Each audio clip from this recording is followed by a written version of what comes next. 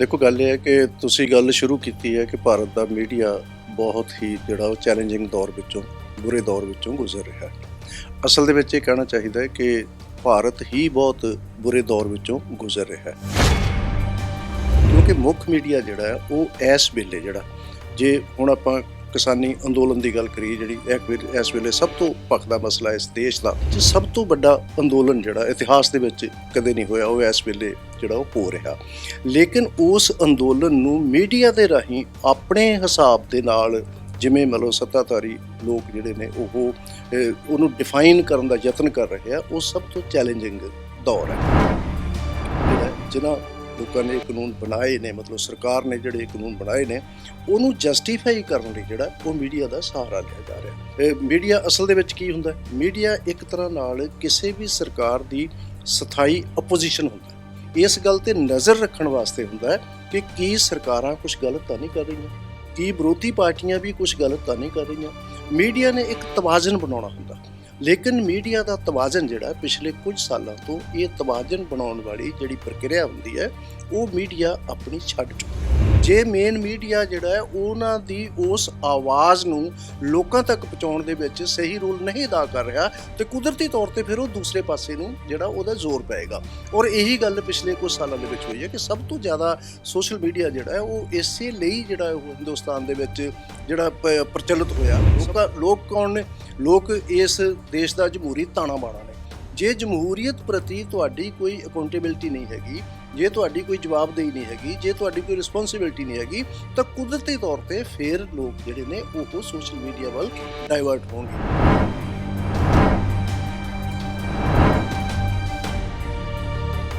ਭਾਰਤ ਦਾ media ਇੱਕ ਮੁਸ਼ਕਿਲ ਦੌਰ ਵਿੱਚੋਂ ਨਿਕਲ ਰਿਹਾ ਹੈ। ਮੇਨ ਮੀਡੀਆ ਦਾ ਜਿਹੜਾ ਹੈ ਲਗਾਤਾਰ ਵਿਰੋਧ ਹੋ ਰਿਹਾ ਹੈ। ਇਸ ਸੰਬੰਧੀ ਗੱਲਬਾਤ ਦੇ ਲਈ ਸਾਡੇ ਨਾਲ ਨੇ ਸੀਨੀਅਰ ਪੱਤਰਕਾਰ ਤੇ ਪੰਜਾਬ ਪ੍ਰੈਸ ਕਲੱਬ ਦੇ ਪ੍ਰਧਾਨ ਲਖਵਿੰਦਰ ਜੌਲ ਜੀ। ਸਰ, ਮੇਨ ਮੀਡੀਆ ਦਾ ਜਿਹੜਾ ਵਿਰੋਧ ਹੋ ਰਿਹਾ ਹੈ, ਇਸ ਸੰਬੰਧੀ ਤੁਸੀਂ ਕੀ ਕਹਿਣਾ ਚਾਹੋਗੇ? ਦੇਖੋ ਗੱਲ ਇਹ ਹੈ ਕਿ ਤੁਸੀਂ ਗੱਲ ਸ਼ੁਰੂ ਕੀਤੀ ਹੈ ਕਿ ਭਾਰਤ ਦਾ ਮੀਡੀਆ ਬਹੁਤ ਹੀ ਜਿਹੜਾ ਉਹ ਚੈਲੰਜਿੰਗ ਦੌਰ ਵਿੱਚੋਂ ਬੁਰੇ ਦੌਰ ਵਿੱਚੋਂ ਗੁਜ਼ਰ ਰਿਹਾ ਹੈ। ਅਸਲ ਦੇ ਵਿੱਚ ਇਹ ਕਹਿਣਾ ਚਾਹੀਦਾ ਹੈ ਕਿ ਭਾਰਤ ਹੀ ਬਹੁਤ ਬੁਰੇ ਦੌਰ ਵਿੱਚੋਂ ਗੁਜ਼ਰ ਰਿਹਾ ਹੈ, ਕਿਉਂਕਿ ਸਾਡਾ ਇਹ ਲੋਕਤੰਤਰ, ਜਮਹੂਰੀ ਕਦਰਾਂ ਕੀਮਤਾਂ, ਸਾਡਾ ਸਾਰਾ ਸੰਵਿਧਾਨਕ ਤਾਣਾ ਬਾਣਾ ਇਸ ਵੇਲੇ ਜਿਹੜਾ ਹੈ ਉਹ ਕਾਫੀ ਜ਼ਿਆਦਾ ਚਰਚਾ ਦੇ ਵਿੱਚ ਹੈ। ਔਰ ਆਪਾਂ ਇਹ ਸਮਝਦੇ ਹਾਂ ਕਿ ਪਿਛਲੇ ਕਾਫੀ ਸਮੇਂ ਤੋਂ, ਮਤਲਬ 5-6 ਸਾਲ ਤੋਂ ਜੇ ਲਗਾਤਾਰ ਲੇਖਾ ਜੋਖਾ ਕਰੀਏ ਤਾਂ ਜਿਹੜੀਆਂ ਸਾਡੀਆਂ ਸੰਵਿਧਾਨਕ ਸੰਸਥਾਵਾਂ ਨੇ ਉਹਨਾਂ ਦੇ ਉੱਪਰ ਵੀ ਕਾਫੀ ਜਿਹੜਾ ਹੈ ਉਹ ਚੁਣੌਤੀ ਭਰਿਆ ਦੌਰ ਜਿਹੜਾ ਉਹ ਗੁਜ਼ਰ ਰਿਹਾ ਹੈ। ਔਰ ਦੂਸਰੀ ਗੱਲ ਹੈ ਕਿ ਵਿਦਿਅਕ ਸੰਸਥਾਵਾਂ ਤੋਂ ਲੈ ਕੇ, ਚਾਹੇ ਉਹ UGC ਆ, ਚਾਹੇ ਫਿਰ ਇਲੈਕਸ਼ਨ ਕਮਿਸ਼ਨ ਹੈ, ਚਾਹੇ ਫਿਰ ਹੋਰ ਸਾਡਾ ਸਾਰਾ ਸਿਸਟਮ ਹੈ, ਉਹਦੇ ਉੱਪਰ ਜਿਸ ਤਰ੍ਹਾਂ ਜਿਹੜਾ ਉਹ ਮੌਜੂਦਾ ਸਰਕਾਰ ਜਿਸ ਤਰ੍ਹਾਂ ਦੀਆਂ ਪਾਲਿਸੀਜ਼ ਬਣਾ ਰਹੀ ਹੈ, ਉਹਦੇ ਵਿੱਚੋਂ ਹੀ ਇਹ ਗੱਲ ਵੀ ਨਿਕਲਦੀ ਹੈ ਕਿ ਫਿਰ ਜਦੋਂ ਕਿ ਇੰਨਾ ਕੁਛ ਜਿਹੜਾ ਉਹ ਗਲਤ ਮਲਤ ਹੋ ਰਿਹਾ ਹੋਵੇ ਤਾਂ ਕੁਦਰਤੀ ਤੌਰ ਤੇ ਜਿਹੜਾ ਉਹ ਸਰਕਾਰਾਂ ਦਾ ਇੱਕ ਤਰ੍ਹਾਂ ਨਾਲ ਜਿਹੜਾ ਉਹ ਮੁੱਖ ਰੂਪ ਦੇ ਵਿੱਚ ਚਿਹਰਾ ਸਾਹਮਣੇ ਆ ਜਾਂਦਾ ਕਿ ਉਹ ਫਿਰ ਮੀਡੀਆ ਨੂੰ ਕੰਟਰੋਲ ਕਰਨ ਵੱਲ ਵੀ ਤੁਰਦੇ ਨੇ। ਔਰ ਇਹੀ ਜਿਹੜਾ ਉਹ ਲਗਾਤਾਰ ਹੋ ਰਿਹਾ ਹੈ, ਕਿਉਂਕਿ ਮੁੱਖ ਮੀਡੀਆ ਜਿਹੜਾ ਉਹ ਇਸ ਵੇਲੇ ਜਿਹੜਾ ਜੇ ਹੁਣ ਆਪਾਂ ਕਿਸਾਨੀ ਅੰਦੋਲਨ ਦੀ ਗੱਲ ਕਰੀਏ, ਜਿਹੜੀ ਇਸ ਵੇਲੇ ਸਭ ਤੋਂ ਭਖਦਾ ਮਸਲਾ ਇਸ ਦੇਸ਼ ਦਾ, ਔਰ ਖ਼ਾਸ ਤੌਰ ਤੇ ਇਸ ਖਿੱਤੇ ਦਾ, ਜਿਸ ਖਿੱਤੇ ਦੇ ਵਿੱਚ ਆਪਾਂ ਬੈਠੇ ਆ, ਇਸ ਭਾਰਤ ਭੂਮੀ ਦਾ ਉੱਤਰ ਪੱਛਮੀ ਖਿੱਤਾ ਜਿਹੜਾ, ਉਹਦੇ ਵਿੱਚ ਸਭ ਤੋਂ ਵੱਡਾ ਅੰਦੋਲਨ ਜਿਹੜਾ ਇਤਿਹਾਸ ਦੇ ਵਿੱਚ ਕਦੇ ਨਹੀਂ ਹੋਇਆ, ਉਹ ਇਸ ਵੇਲੇ ਜਿਹੜਾ ਉਹ ਹੋ ਰਿਹਾ। ਲੇਕਿਨ ਉਸ ਅੰਦੋਲਨ ਨੂੰ ਮੀਡੀਆ ਦੇ ਰਾਹੀਂ ਆਪਣੇ ਹਿਸਾਬ ਦੇ ਨਾਲ ਜਿਵੇਂ ਮਤਲਬ ਸੱਤਾਧਾਰੀ ਲੋਕ ਜਿਹੜੇ ਨੇ ਉਹ ਉਹਨੂੰ ਡਿਫਾਈਨ ਕਰਨ ਦਾ ਯਤਨ ਕਰ ਰਹੇ ਆ, ਉਹ ਸਭ ਤੋਂ ਚੈਲੰਜਿੰਗ ਦੌਰ ਹੈ। ਕਿਉਂਕਿ ਜਿਹੜੇ ਉਹ 3 ਖੇਤੀ ਕਾਨੂੰਨ ਬਣਾ ਦੇਣੇ ਵੱਡੀ ਗੱਲ ਨਹੀਂ ਹੈਗੀ, 3 ਖੇਤੀ ਕਾਨੂੰਨਾਂ ਨੂੰ ਇਸ ਤਰ੍ਹਾਂ ਜਿਹੜਾ ਉਹ ਉਹਨਾਂ ਦੀ ਵਕਾਲਤ ਕਰਨਾ, ਜਦੋਂ ਕਿ ਹਰ ਬੰਦਾ ਇਹ ਸਮਝਦਾ ਹੋਵੇ ਕਿ ਇਹ 3 ਖੇਤੀ ਕਾਨੂੰਨ ਜਿਹੜੇ ਕਿਸੇ ਵੀ ਤਰ੍ਹਾਂ ਨਾ ਸਿਰਫ ਇਹ ਕਿਸਾਨਾਂ ਦੇ ਖਿਲਾਫ ਨੇ, ਸਗੋਂ ਦੇਸ਼ ਦੀ ਆਮ ਜਨਤਾ ਦੇ ਵੀ ਖਿਲਾਫ ਨੇ। ਕਿਉਂਕਿ ਇਹ ਕਾਨੂੰਨ ਜਿੱਦਾਂ ਲਾਗੂ ਹੋਣੇ ਆ, ਉਵੇਂ ਜਿਹੜਾ ਉਹ ਇਸ ਦੇਸ਼ ਦੇ ਵਿੱਚ ਮਹਿੰਗਾਈ ਵਧਣੀ ਹੈ, ਆਮ ਲੋਕਾਂ ਦੇ ਹੱਥਾਂ ਦੇ ਵਿੱਚ ਜਿਹੜੀ ਖਰੀਦ ਸ਼ਕਤੀ ਹੁੰਦੀ ਹੈ ਉਹਨੇ ਜਿਹੜਾ ਹੋਰ ਸੁੰਗੜਨਾ, ਔਰ ਧਨ ਕੁਬੇਰਾਂ ਦਾ ਜਿਹੜਾ ਉਹ ਉਹਨਾਂ ਨੂੰ ਫਾਇਦਾ ਮੈਕਸੀਮਮ ਪਹੁੰਚਣਾ। ਇਹ ਗੱਲ ਇਸ ਵੇਲੇ ਜਿਹੜੀ ਉਹ ਕਿਸੇ ਨੂੰ ਦੱਸਣ ਦੀ ਲੋੜ ਨਹੀਂ ਹੈਗੀ, ਇਹ ਹਰ ਬੰਦਾ ਜਿਹੜਾ ਹਿੰਦੁਸਤਾਨ ਦਾ ਉਹ ਇਹ ਗੱਲ ਬਹੁਤ ਚੰਗੀ ਤਰ੍ਹਾਂ ਸਮਝਦਾ। ਪਰ ਜਿਹੜਾ ਜਿਨ੍ਹਾਂ ਲੋਕਾਂ ਨੇ ਇਹ ਕਾਨੂੰਨ ਬਣਾਏ ਨੇ, ਮਤਲਬ ਸਰਕਾਰ ਨੇ ਜਿਹੜੇ ਕਾਨੂੰਨ ਬਣਾਏ ਨੇ, ਉਹਨੂੰ ਜਸਟੀਫਾਈ ਕਰਨ ਲਈ ਜਿਹੜਾ ਉਹ ਮੀਡੀਆ ਦਾ ਸਹਾਰਾ ਲਿਆ ਜਾ ਰਿਹਾ। ਤੇ ਮੀਡੀਆ ਜਿਹੜਾ ਇਸ ਵੇਲੇ ਜਾਣੀ ਕਿ ਕਿਉਂਕਿ ਮੀਡੀਆ ਜਿਹੜਾ ਉਹਦੀ ਤਾਸੀਰ ਬਦਲ ਗਈ ਹੈ ਪਿਛਲੇ ਸਮੇਂ ਤੋਂ, ਕਿਉਂਕਿ ਮੀਡੀਆ ਅਸਲ ਦੇ ਵਿੱਚ ਕੀ ਹੁੰਦਾ, ਮੀਡੀਆ ਇੱਕ ਤਰ੍ਹਾਂ ਨਾਲ ਕਿਸੇ ਵੀ ਸਰਕਾਰ ਦੀ ਸਥਾਈ ਆਪੋਜੀਸ਼ਨ ਹੁੰਦਾ, ਕਿਉਂਕਿ ਉੱਦਾਂ ਆਪੋਜੀਸ਼ਨ ਹਰ 5 ਸਾਲ ਬਾਅਦ ਲੋਕਤੰਤਰੀ ਦੇਸ਼ ਦੇ ਵਿੱਚ ਜਿਹੜਾ ਉਹ ਬਦਲਣ ਦੀ ਸੰਭਾਵਨਾ ਹੁੰਦੀ ਹੈ ਜਾਂ ਬਦਲ ਵੀ ਜਾਂਦੀ ਹੈ।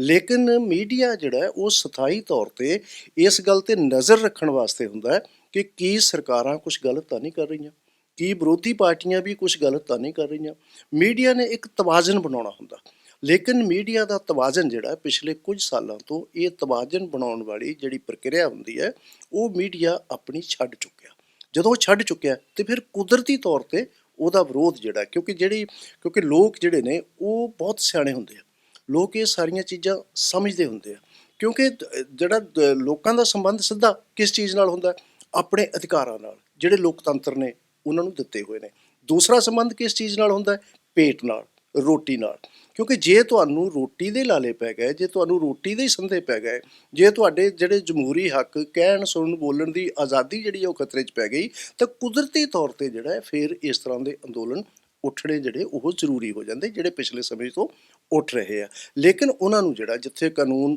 ਬਣਾ ਕੇ ਦਬਾਉਣ ਦਾ ਯਤਨ ਕੀਤਾ ਜਾ ਰਿਹਾ, ਉੱਥੇ ਨਾਲ ਦੀ ਨਾਲ ਮੀਡੀਆ ਨੂੰ ਕੰਟਰੋਲ ਕਰਕੇ ਵੀ ਦਬਾਉਣ ਦਾ ਯਤਨ ਕੀਤਾ ਜਾ ਰਿਹਾ। ਸਰ, ਸੋਸ਼ਲ ਮੀਡੀਆ ਦਾ ਜਿਹੜਾ ਦੌਰ ਹੈ ਲਗਾਤਾਰ ਵੱਧ ਰਿਹਾ ਹੈ। ਕਿਸਾਨੀ ਅੰਦੋਲਨ ਦੇ ਵਿੱਚ ਸੋਸ਼ਲ ਮੀਡੀਆ ਵਧੀਆ ਕੰਮ ਕਰ ਰਿਹਾ ਹੈ। ਤੁਹਾਨੂੰ ਕੀ ਲੱਗਦਾ ਹੈ ਕਿ ਪੰਜਾਬ ਦੇ ਵਿੱਚ ਆ ਕੇ ਵੀ ਜਿਹੜੇ ਪੰਜਾਬ ਦੇ ਮੁੱਦੇ ਨੇ ਦੱਬੇ ਹੋਏ ਨੇ, ਕੀ ਉਹਨਾਂ ਨੂੰ ਇਹ ਸੋਸ਼ਲ ਮੀਡੀਆ ਚੱਕੇਗਾ? ਇਹ ਚੱਕੇਗਾ ਨਹੀਂ, ਚੱਕ ਰਿਹਾ ਹੈ। ਅਸਲ ਦੇ ਵਿੱਚ ਇਹ ਹੈ ਕਿ ਇਸ ਦੌਰ ਦੇ ਵਿੱਚ ਵੀ ਜਦੋਂ ਜਿੱਦਾਂ ਜਿਹੜਾ ਹੈ ਉਹ ਇੱਕ ਪਾਸੇ ਨੂੰ ਦਬਾਇਆ ਜਾਏਗਾ, ਕੁਦਰਤੀ ਤੌਰ ਤੇ ਉਸ ਦਬਾਏ ਦੀ, ਭਾਵੇਂ ਤੁਸੀਂ ਦੇਖੋ ਇੱਕ ਮਤਲਬ ਆੜ ਦੇ ਵਿੱਚ ਪਾਣੀ ਜਾ ਰਿਹਾ ਹੋਵੇ, ਮੈਂ ਮਤਲਬ ਕਿਸਾਨੀ ਕਿਉਂਕਿ ਦੂਜੇ ਪਿਛੋਕੜ ਨਾਲ ਸੰਬੰਧ ਰੱਖਦਾ ਕਿ ਆੜ ਦੇ ਵਿੱਚ ਪਾਣੀ ਜਾ ਰਿਹਾ, ਅਗਰ ਪਾਣੀ ਕਿਸੇ ਪਾਸਿਓਂ ਲੀਕੇਜ ਹੋ ਰਹੀ ਹੈ ਉਹਦੀ, ਜਦੋਂ ਅਸੀਂ ਉਹਨੂੰ ਦਬਾਉਂਦੇ ਹਾਂ ਉਸ ਪਾਣੀ ਨੂੰ, ਉਹ ਲੀਕੇਜ ਰੋਕਣ ਦਾ ਯਤਨ ਕਰਦੇ ਆ, ਤੇ ਉਹ ਦੂਸਰੇ ਪਾਸੇ ਫਿਰ ਜਿਹੜਾ ਉਹਦਾ ਮੁਹਾਨ ਹੋ ਜਾਂਦਾ। ਮਤਲਬ ਇਸੇ ਤਰ੍ਹਾਂ ਹੀ ਜਿਹੜਾ ਉਹ ਮੀਡੀਆ ਵੀ ਵਰਕ ਕਰ ਰਿਹਾ ਕਿ ਜਦੋਂ ਤੁਸੀਂ ਕਿਸੇ ਨੂੰ ਇੱਕ ਪਾਸਿਓਂ ਦਬਾਓਗੇ, ਮਤਲਬ ਜੇ ਤੁਹਾਡੀ ਗੱਲ, ਕਿਉਂਕਿ ਜੋ ਤੁਸੀਂ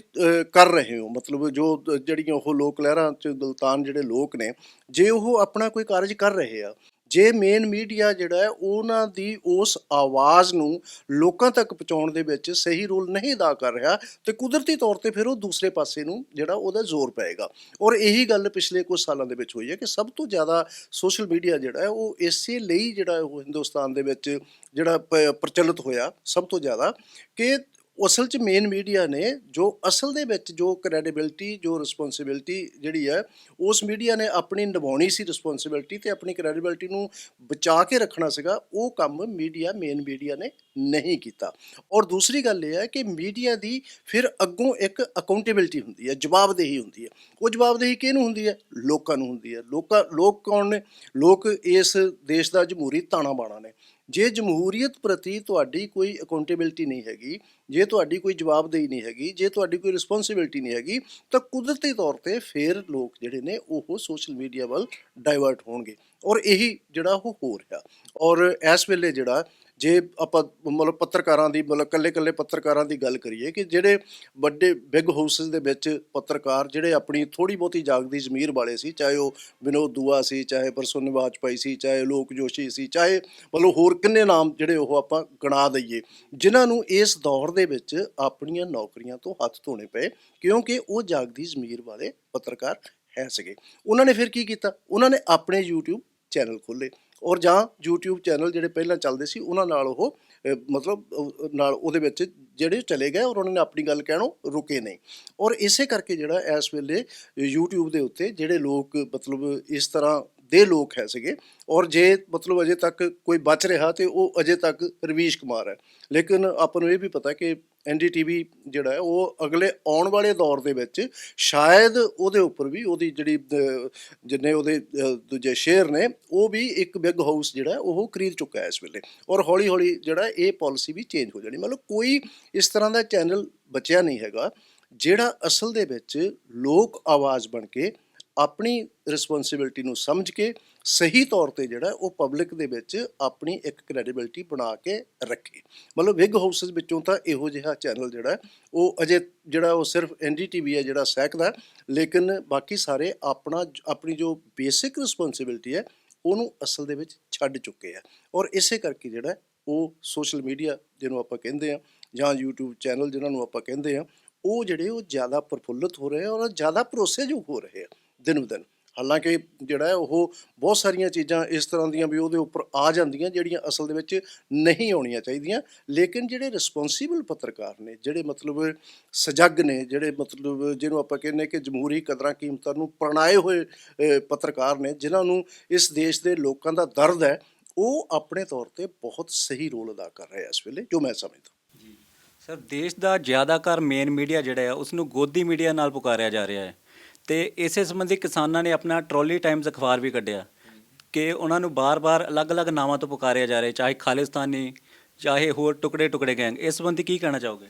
ਦੇਖੋ, ਗੱਲ ਇਹ ਹੈ ਕਿ ਜਦੋਂ ਵੀ ਜਿਹੜਾ ਉਹ ਕੋਈ ਵੀ ਸੱਤਾ ਜਿਹੜੀ ਹੈ ਜਦੋਂ ਡਗਮਗਾਉਂਦੀ ਹੈ, ਜਾਂ ਕਹਿ ਲਓ ਕਿ ਜਦੋਂ ਉਹਨਾਂ ਕੋਲ ਆਪਣੀਆਂ ਚੀਜ਼ਾਂ ਨੂੰ ਜਸਟੀਫਾਈ ਕਰਨ ਲਈ ਲੌਜਿਕ ਨਹੀਂ ਰਹਿੰਦੇ, ਤੇ ਫਿਰ ਆਮ ਤੌਰ ਤੇ ਇਸ ਤਰ੍ਹਾਂ ਹੋ ਜਾਂਦਾ ਜੋ ਇਸ ਵੇਲੇ ਹੋ ਰਿਹਾ। ਕਿਉਂਕਿ ਜੋ 3 ਖੇਤੀ ਕਾਨੂੰਨ ਨੇ ਤੇ ਉਹਨਾਂ ਦੇ ਖਿਲਾਫ ਜੋ ਰਿਜ਼ੈਂਟਮੈਂਟ ਕਿਸਾਨਾਂ ਦੇ ਵਿੱਚ ਪੈਦਾ ਹੋਈ ਹੈ, ਕਿਉਂਕਿ ਇਹ ਅੰਦੋਲਨ ਜਿਹੜਾ ਇਸ ਵੇਲੇ ਵੱਲੋਂ ਸਿੰਘੂ ਬਾਰਡਰ ਔਰ ਟਿਕਰੀ ਬਾਰਡਰ ਤੇ ਜਿਹੜਾ ਅੰਦੋਲਨ ਹੋ ਰਿਹਾ, ਇਹ ਦੁਨੀਆ ਭਰ ਦੇ ਇਤਿਹਾਸ ਦੇ ਵਿੱਚ ਆਪਣੀ ਕਿਸਮ ਦਾ ਅੰਦੋਲਨ ਹੈ। ਔਰ ਆਪਣੀ ਕਿਸਮ ਦਾ ਮੈਂ ਇਸ ਕਰਕੇ ਵੀ ਕਹਿ ਰਿਹਾ ਕਿ ਜਿਹਦੇ ਵਿੱਚ ਇੰਨੀ ਵੱਡੀ ਪੱਧਰ ਤੇ ਲੋਕ ਸ਼ਾਮਲ ਹੋਏ ਹੋਣ ਔਰ ਇੰਨਾ ਲੰਮਾ ਸਮਾਂ ਇੱਕ ਥਾਂ ਤੇ ਟਿਕ ਕੇ ਬੈਠ ਗਏ ਹੋਣ ਕਿ ਅਸੀਂ ਆਪਣੀ ਮੰਗ ਮਨਵਾ ਕੇ ਹੀ ਜਾਵਾਂਗੇ, ਅਗਰ ਸਾਡੀ ਮੰਗ ਨਹੀਂ ਮੰਨੀ ਜਾਂਦੀ ਤਾਂ ਅਸੀਂ ਇੱਥੇ ਬੈਠੇ, ਚਾਹੇ 6 ਮਹੀਨੇ ਲੱਗ ਜਾਣ, ਚਾਹੇ ਸਾਲ ਲੱਗ ਜਾਣ, ਚਾਹੇ 2 ਸਾਲ ਲੱਗ ਜਾਣ। ਔਰ ਜਿਸ ਤਰ੍ਹਾਂ ਉਸ ਅੰਦੋਲਨ ਨੂੰ ਹੁੰਗਾਰਾ ਮਿਲ ਰਿਹਾ, ਕਿਉਂਕਿ ਉਹ ਜਿੰਨਾ ਏਰੀਆ ਹੈ ਉਹ ਹਰਿਆਣਾ ਔਰ ਯੂਪੀ ਦਾ ਏਰੀਆ ਜਿੱਥੇ ਮਤਲਬ ਉਹ ਲੋਕ ਬੈਠੇ ਨੇ,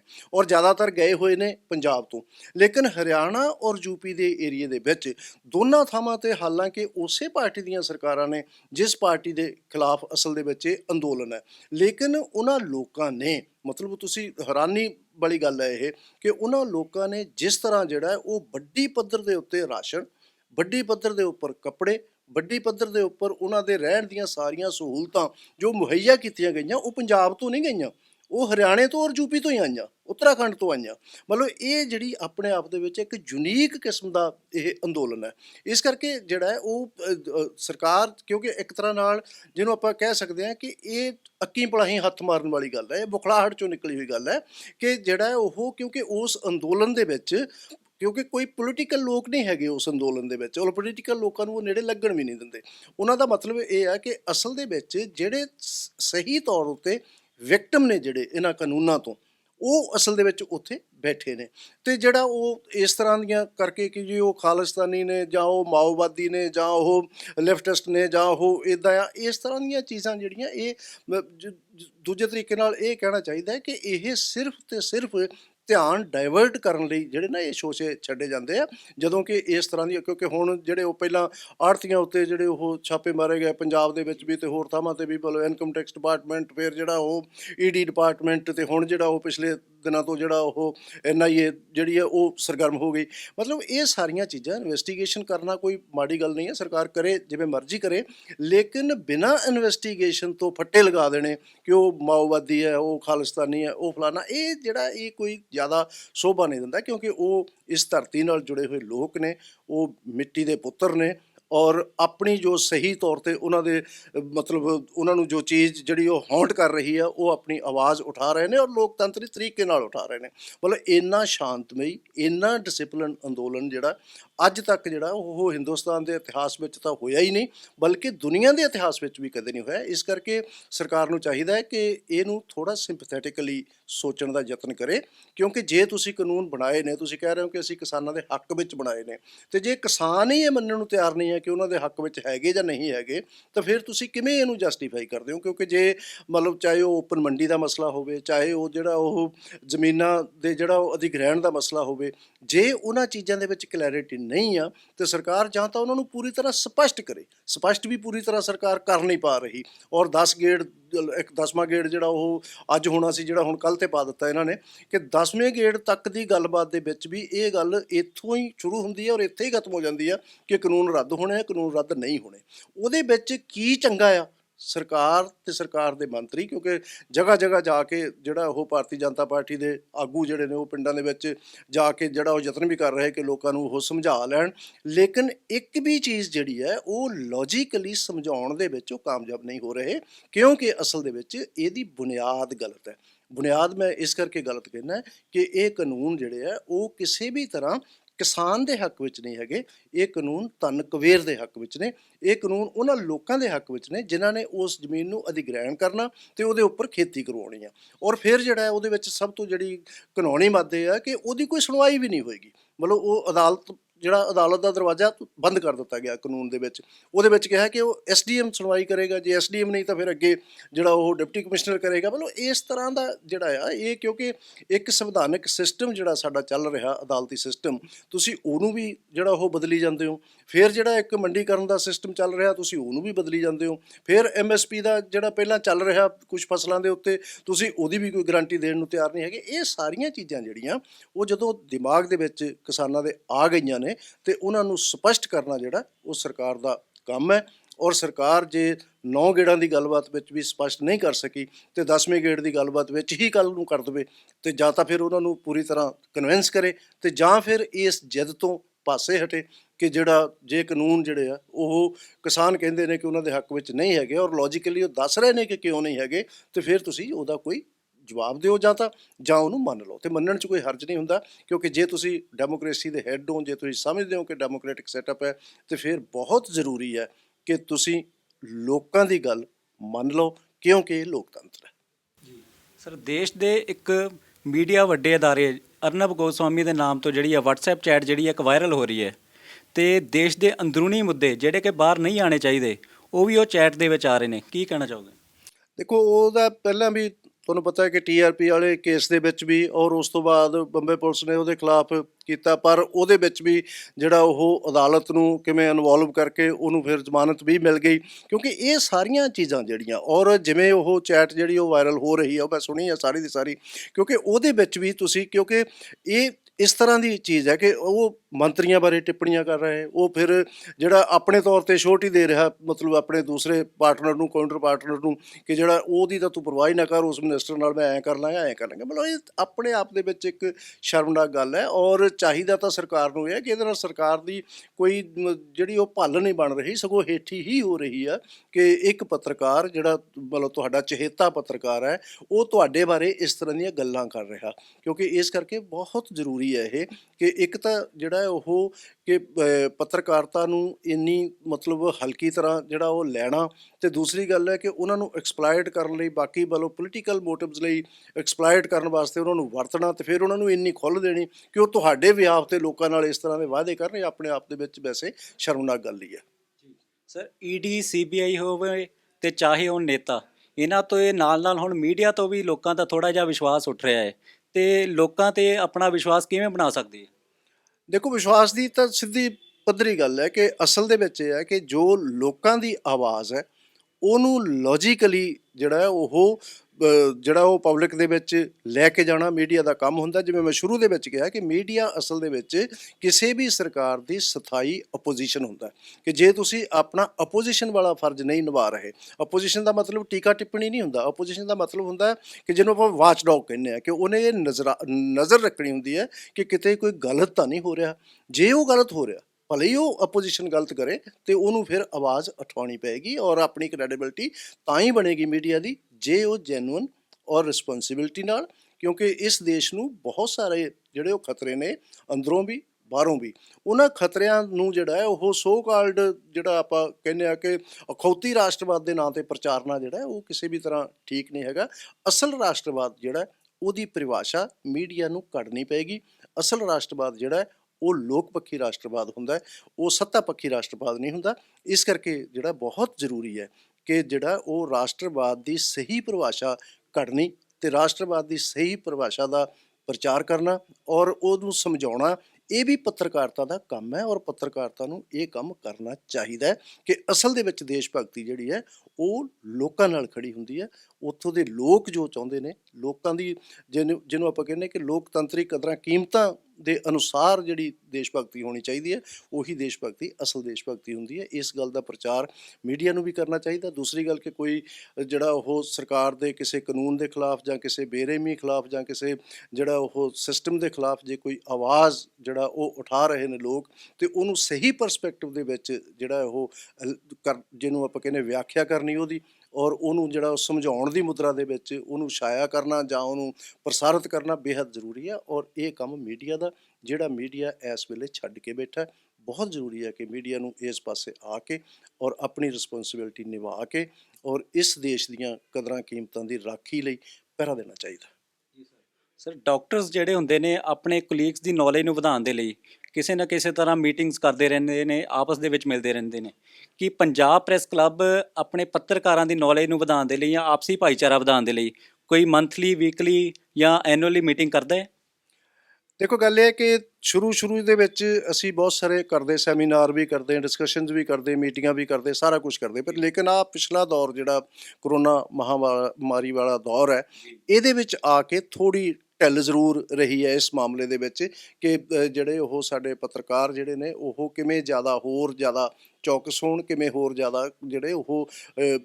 ਲੋਕ ਸੇਵਾ ਦੇ ਵਿੱਚ ਜਿਹੜਾ ਉਹ ਆਪਣਾ ਫਰਜ਼ ਨਿਭਾਉਣ। ਕਿਉਂਕਿ ਜਿਹੜੀਆਂ ਗੱਲਾਂ ਮੈਂ ਪਹਿਲਾਂ ਕਹਿ ਰਿਹਾ ਕਿ ਅਸਲ ਦੇ ਵਿੱਚ ਪੱਤਰਕਾਰਤਾ ਉਹੀ ਹੁੰਦੀ ਹੈ ਜਿਹੜੀ ਲੋਕਾਂ ਨਾਲ ਜੁੜੀ ਹੋਈ ਹੋਵੇ, ਲੋਕਾਂ ਦੇ ਮਸਲਿਆਂ ਨੂੰ। ਕਿਉਂਕਿ ਪੱਤਰਕਾਰ ਕੀ ਹੁੰਦਾ? ਪੱਤਰਕਾਰ ਅਸਲ ਦੇ ਵਿੱਚ ਸਰਕਾਰ ਅਤੇ ਪਬਲਿਕ ਦੇ ਵਿਚਕਾਰ ਇੱਕ ਪੁਲ ਹੁੰਦਾ ਹੈ ਕਿ ਪਬਲਿਕ ਦੀ ਜਿਹੜੀ ਗੱਲ ਹੈ ਉਹ ਸਰਕਾਰ ਤੱਕ ਪਹੁੰਚਾਉਣੀ, ਅਤੇ ਸਰਕਾਰ ਦਾ ਜੋ ਪਾਲਿਸੀਜ਼ ਨੇ ਉਹ ਲੋਕਾਂ ਤੱਕ ਜਿਹੜੀਆਂ ਉਹ ਸੌਖੀ ਭਾਸ਼ਾ ਵਿੱਚ ਕਰਕੇ ਉਹਨੂੰ ਛਾਇਆ ਕਰਨਾ ਜਾਂ ਦੱਸਣਾ। ਔਰ ਇਹ ਕੰਮ ਜਿਹੜਾ ਪੰਜਾਬ ਪ੍ਰੈਸ ਕਲੱਬ ਨਾਲ ਜੁੜੇ ਜਿੰਨੇ ਪੱਤਰਕਾਰ ਨੇ ਉਹ ਬਹੁਤ ਮਤਲਬ ਅੱਛੀ ਤਰ੍ਹਾਂ ਜਿਹੜਾ ਉਹ ਨਿਭਾਉਂਦੇ ਨੇ। ਔਰ ਅਸੀਂ ਗਾਹੇ ਬਗਾਹੇ ਜਿਹੜਾ ਉਹਨਾਂ ਦੀਆਂ ਮੀਟਿੰਗਾਂ ਵੀ ਕਰਦੇ ਹਾਂ, ਉਹਨਾਂ ਨੂੰ ਦੱਸਦੇ ਵੀ ਰਹਿੰਦੇ ਹਾਂ, ਔਰ ਉਮੀਦ ਕਰਦੇ ਹਾਂ ਕਿ ਹੁਣ ਕਿਉਂਕਿ ਦਿਨ ਥੋੜ੍ਹੇ ਖੁੱਲ੍ਹ ਰਹੇ ਨੇ, ਅਤੇ ਦੂਸਰੀ ਗੱਲ ਕਿ ਕਰੋਨਾ ਮਹਾਮਾਰੀ ਦਾ ਜਿਹੜਾ ਕਹਿ ਰਿਹਾ ਉਹ ਵੀ ਥੋੜ੍ਹਾ ਘਟਿਆ ਅਤੇ ਵੈਕਸੀਨ ਵੀ ਤੁਹਾਡੇ ਸਾਹਮਣੇ ਆ ਗਈ ਹੈ, ਅਤੇ ਇਸ ਕਰਕੇ ਜਿਹੜਾ ਹੁਣ ਅਗਲੇ ਦੌਰ ਦੇ ਵਿੱਚ ਇਸ ਪਾਸੇ ਹੋਰ ਵੀ ਧਿਆਨ ਦੇਵਾਂਗੇ। ਸਰ, ਡਿਜੀਟਲ ਮੀਡੀਆ ਜਿਹੜਾ ਹੈ ਲਗਾਤਾਰ ਵੱਧ ਰਿਹਾ ਹੈ, ਕੀ ਫਿਊਚਰ ਦੇਖਦੇ ਹੋ ਡਿਜੀਟਲ ਮੀਡੀਆ ਦਾ ਤੁਸੀਂ? ਦੇਖੋ, ਮੇਰੇ ਹਿਸਾਬ ਨਾਲ ਡਿਜੀਟਲ ਮੀਡੀਆ ਦਾ ਫਿਊਚਰ ਪਹਿਲਾਂ ਨਾਲੋਂ ਕਿਤੇ ਜ਼ਿਆਦਾ ਬਰਾਈਟ ਹੈ, ਕਿਉਂਕਿ ਜਿਹੜਾ ਸਾਰੇ ਦਾ ਸਾਰਾ ਜੋ ਦੌਰ ਹੈ, ਮਤਲਬ ਅਗਲਾ ਦੌਰ ਜਿਹੜਾ ਹੈ ਉਹ ਅਸਲ ਦੇ ਵਿੱਚ ਡਿਜੀਟਲ ਮੀਡੀਆ ਦਾ ਹੀ ਦੌਰ ਹੈ। ਲੇਕਿਨ ਇਹਦੇ ਨਾਲ ਫਿਰ ਵੀ ਕਿਉਂਕਿ ਪ੍ਰਿੰਟ ਮੀਡੀਆ ਜਿਹੜਾ ਉਹ ਹੌਲੀ ਹੌਲੀ ਪਛੜ ਜ਼ਰੂਰ ਰਿਹਾ, ਔਰ ਇਹ ਕਰੋਨਾ ਮਹਾਮਾਰੀ ਨੇ ਵੀ ਸਭ ਤੋਂ ਜ਼ਿਆਦਾ ਅਸਰ ਜੇ ਕਿਸੇ ਚੀਜ਼ 'ਤੇ ਪਾਇਆ ਤੇ ਉਹ ਪ੍ਰਿੰਟ ਮੀਡੀਆ 'ਤੇ ਪਾਇਆ। ਕਿਉਂਕਿ ਪ੍ਰਿੰਟ ਮੀਡੀਆ ਦੇ ਬਾਰੇ ਇਸ ਤਰ੍ਹਾਂ ਦਾ ਲੱਗਿਆ ਕਿ ਜਿਵੇਂ ਅਖਬਾਰ ਤੁਹਾਡੇ ਘਰ ਵਿੱਚ ਜਾਂਦਾ ਤੇ ਉਹ ਇੱਕ ਤਰ੍ਹਾਂ ਨਾਲ ਲੱਗਣ ਲੱਗ ਗਿਆ ਸੀਗਾ ਲੋਕਾਂ ਨੂੰ ਕਿ ਜਿਵੇਂ ਇਹ ਕਰੋਨਾ ਦਾ ਵਾਹਕ ਬਣ ਕੇ ਆ ਰਿਹਾ, ਤੇ ਬਹੁਤ ਸਾਰੇ ਜਿਹੜਾ ਉਹ ਪ੍ਰਿੰਟ ਮੀਡੀਆ ਦੀਆਂ ਮਤਲਬ ਅਖਬਾਰਾਂ ਜਿਹੜੀਆਂ ਉਹ ਘਰਾਂ 'ਚੋਂ ਬੰਦ ਵੀ ਹੋ ਗਈਆਂ। ਲੇਕਿਨ ਪ੍ਰਿੰਟਿੰਗ ਦਾ ਅਤੇ ਜਿਹੜਾ ਕਾਗਜ਼ ਸਾਹਮਣੇ ਪੜ੍ਹਨ ਦਾ ਇੱਕ ਆਪਣਾ ਜਿਹੜਾ ਜਿਹਨੂੰ ਆਪਾਂ ਕਹਿੰਦੇ ਹਾਂ ਕਿ ਇੱਕ ਬਣਿਆ ਹੁੰਦਾ ਮਾਈਂਡ ਸੈੱਟ ਜਿਹਾ ਹੋਇਆ ਹੁੰਦਾ ਕਿ ਤੁਸੀਂ ਹਾਰਡ ਕਾਪੀ 'ਤੇ ਜ਼ਿਆਦਾ ਵਿਸ਼ਵਾਸ ਕਰਦੇ ਹੋ ਸੌਫਟ ਕਾਪੀ ਨਾਲੋਂ। ਇਸ ਕਰਕੇ ਇਹ ਅਜੇ ਸਮਾਂ ਤਾਂ ਜ਼ਰੂਰ ਲੱਗੇਗਾ। ਹਾਰਡ ਕਾਪੀ ਅਜੇ ਵੀ ਸਾਡੀ ਜਿਹੜੀ ਆ ਉਹ ਸਾਡੀ ਮਾਨਸਿਕਤਾ ਦੇ ਵਿੱਚ ਜਿਹੜੀ ਉਹ ਪੂਰੀ ਤਰ੍ਹਾਂ ਜਿਹੜੀ ਉਹ ਟਿਕੀ ਹੋਈ ਆ। ਇਸ ਕਰਕੇ ਪ੍ਰਿੰਟ ਮੀਡੀਆ ਵੀ ਚੱਲਦਾ ਰਹੇਗਾ, ਲੇਕਿਨ ਡਿਜੀਟਲ ਮੀਡੀਆ ਕਿਉਂਕਿ ਸਾਰੇ ਦਾ ਸਾਰਾ ਹੁਣ ਦੌਰ ਜਿਹੜਾ ਉਹ ਡਿਜੀਟਲ ਦਾ ਦੌਰ ਆ ਗਿਆ, ਇਸ ਕਰਕੇ ਇਹਦਾ ਭਵਿੱਖ ਪਹਿਲਾਂ ਨਾਲੋਂ ਬਹੁਤ ਜ਼ਿਆਦਾ ਬਰਾਈਟ ਹੈ। ਜੀ ਸਰ, ਸ਼ੁਕਰੀਆ ਬਹੁਤ ਬਹੁਤ ਗੱਲ ਕਰਨ ਲਈ। ਇਹ ਸੀ ਜੀ ਲਖਵਿੰਦਰ ਜੌਲ, ਜਿਨ੍ਹਾਂ ਨੇ ਡਿਜੀਟਲ ਮੀਡੀਆ ਤੇ ਮੇਨ ਮੀਡੀਆ ਦੇ ਸੰਬੰਧੀ ਗੱਲਬਾਤ ਕੀਤੀ। ਕੈਮਰਾਮੈਨ ਵਿਜੇ ਦੇ ਨਾਲ ਜਗਦੀਪ ਸਿੰਘ, ਪੰਜਾਬੀ ਬੁਲਟਨ।